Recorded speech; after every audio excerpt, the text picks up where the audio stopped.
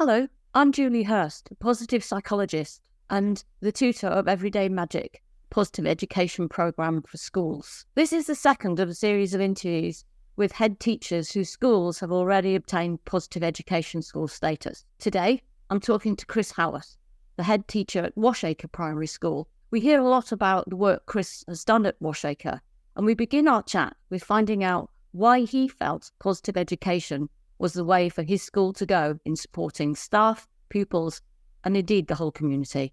I guess kind of like I'd heard of Martin Seligman a number of years ago. I'd actually read one of his books called Learned Optimism, and within that there was a chapter around school, and what really interested me was the fact that he kind of gave the idea that schools can influence the conditions in a classroom that can actually improve the well-being of children. And whilst I wasn't a head teacher at that point, I did kind of make the promise to myself that if ever that day did happen, then I would ensure that my school, Washacre as it is now, would become a perma school.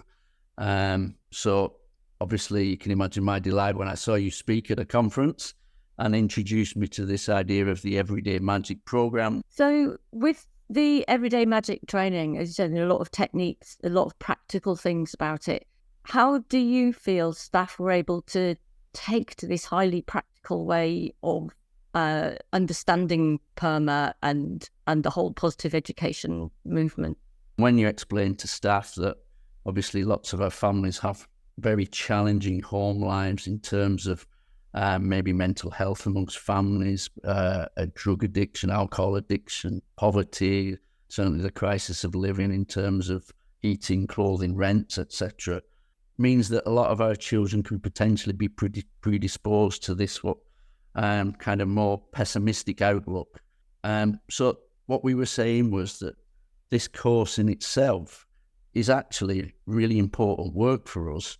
As much as the SAT scores and everything else are important, this could actually impact the lives of our children in far greater ways in terms of their well-being and avoiding things like depression moving forward. So that was the important bit that we did there. And then we by no means the finished article.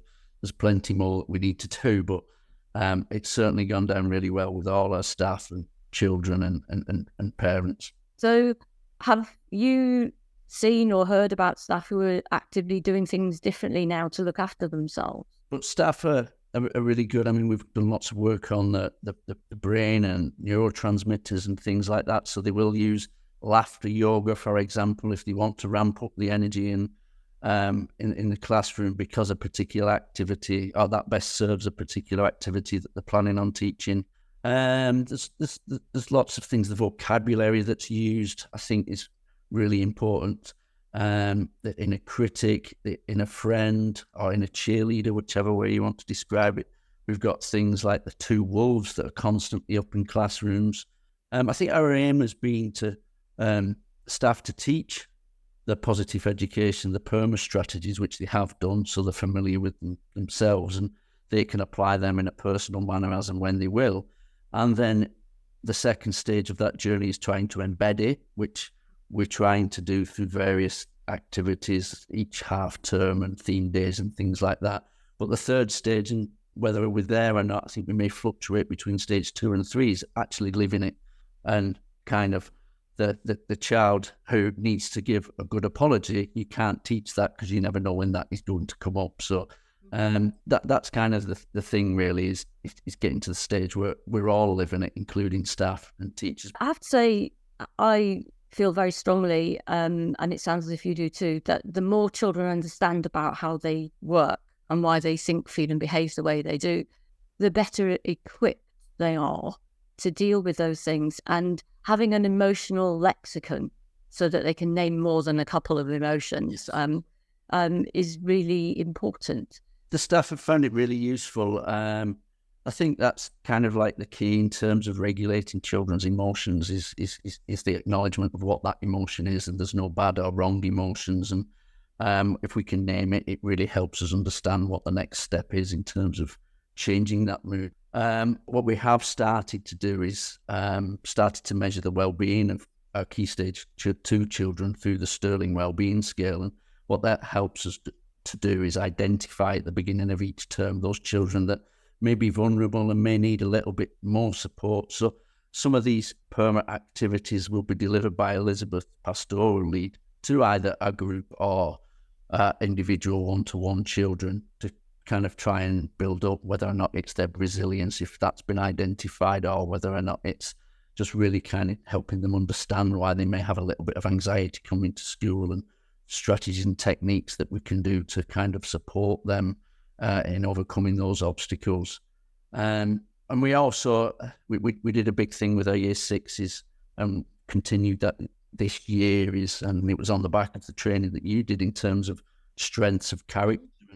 Can be a huge factor, particularly for year six children when they transition into high school, in terms of developing that resilience and making sure there's not this huge dip in well-being that can often happen at a transitional stage like that. But actually, we then extended that to the rest of school following, I think it was Deborah Buckton Vale, we've got to give credit for, is started to report that to parents. From the point of view of school leadership and staff and including parents as well, what do you think is the difference now at Washacre from before you did Everyday Magic to now, a year post getting that all-important certificate to put up to declare yourself a positive education school? Something is happening every day in school. You can see, as I explained previously, that a child may be a little unbalanced, so they're using the finger breathing technique to bring them back and regulate their emotions. Or it could be that we've got a child that's lacking in a bit of resilience, and we can then start to discuss, well, is that you're in a friend or is that you're in a critic? So it becomes, as I said, kind of fluctuating a little bit, where we're still embedding some things, and some things we are at the point where we're living and breathing, like the examples that I've just described. In terms of a lot of the things that we do in school that maybe, and I'm sure every other school is the same, they potentially just don't realise that some of the stuff you do in extracurricular clubs, competitions, nativities, whatever it is, a lot of the perma stuff actually links in to stuff you're doing already. So you're probably doing a remarkable amount that you don't even realise. And well, I know, as I said, I've been lucky enough to see around the schools. I know you've got a huge amount of work done. 1 year on, has it been worth the journey?